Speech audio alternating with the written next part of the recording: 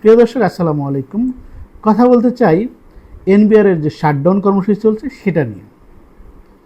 এনবিআরে June মাস হওয়ায় আজকে শনিবার অফিস খোলা ছিল।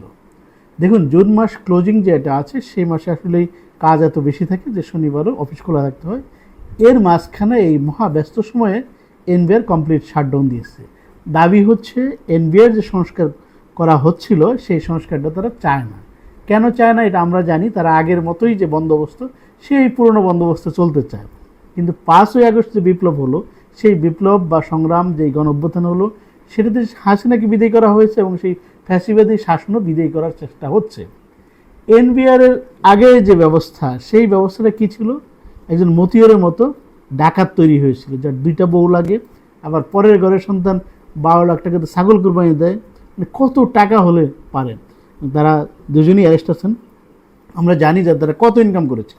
এনবিআর হচ্ছে একটা চুরির আখড়া, এখানে টাকা বানানো একটা আখড়া। বাংলাদেশে যে জরিপটা হলো লাস্ট, যে কোনটা সবচেয়ে দুর্নীতিগ্রস্ত, তার মধ্যে 3rd নাম্বার পজিশন আছে এনবিআর। যদিও আমার মনে হয় এনবিআর প্রথম হবে, কিন্তু এনবিআরের সব তথ্য পাওয়া যায় না। আমি দেখেছি আমাদের বন্ধুবান্ধব যারা আছে, যে একজন এনবিআরে কাজ করে, তাদের যে অর্থনৈতিক অবস্থা, তাদের শোডাউন, তাদের যে খরচ করার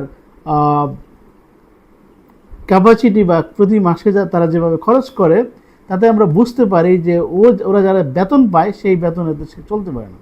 দেখুন, এনবিআর এক কর্মকর্তা, এক ছোটোখাটো কর্মকর্তা জানি যে বাসা ভাড়া থেকে সে তার বাড়ি ভাড়া দেয় হচ্ছে 30,000 টাকা, অথবা তার বেতন হচ্ছে 30-32,000 টাকা। এটা কীভাবে হয়?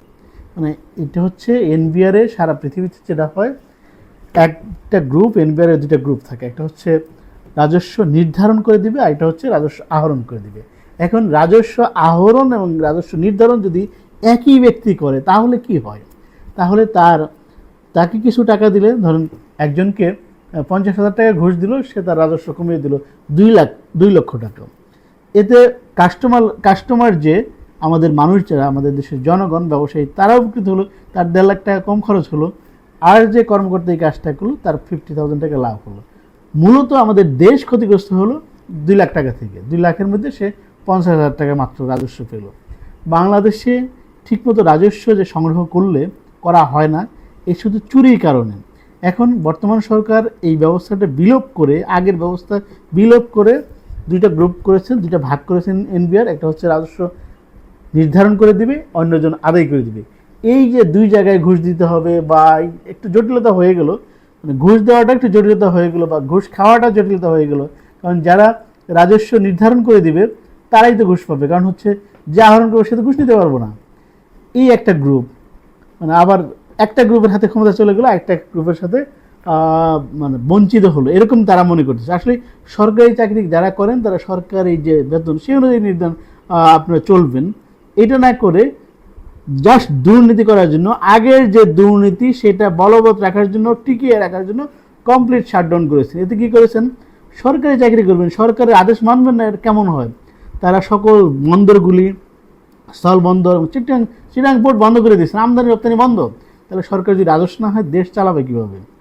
মানে এত বড় একটা হঠকারী সিদ্ধান্ত, এত বড় একটা গায়ের জোরে সিদ্ধান্ত নিয়েছে, এটা আনবিলিভেবল। আমি সরকারকে অনুরোধ করব, অবিলম্বে আজকের মধ্যে যারা সারেন্ডার করবে, আন্দোলন প্রত্যাহার করবে, তাদেরকে রেখে বাকি সবাইকে ছাঁটাই করে দেওয়া উচিত।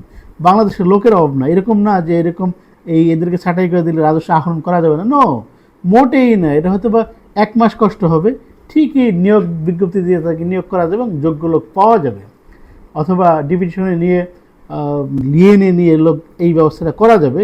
তাতে আমি জানি যে এরা আসলে কত টাকা বেতন পায় আর কত টাকার গাড়িতে চলে, এটা বাংলাদেশ সবাই জানে।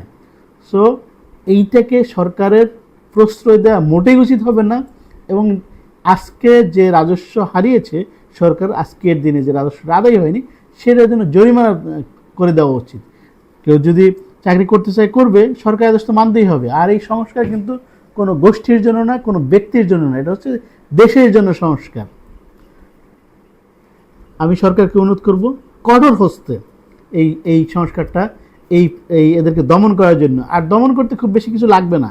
এদের সবার ট্যাক্স ফাইল স্বতন্ত্র বিভাগ দিয়ে, বা প্রাইভেটলি এদের যদি ট্যাক্স ফাইল দেখা হয়, এদের সম্পত্তি দেখা হয়, সবগুলো দেখা হবে, বেশিরভাগ দেখা হয়। 10% ছাড় পাবে। সো এদের তো থামানো কোনো বিষয়ই নেই, এদের ধমক দিয়ে থেমে যাবে। এদেরকে খুব তাড়াতাড়ি আইন আওতায় আনা উচিত এবং এদেরকে কঠিন শাস্তির ব্যবস্থা করা উচিত। ধন্যবাদ সবাইকে।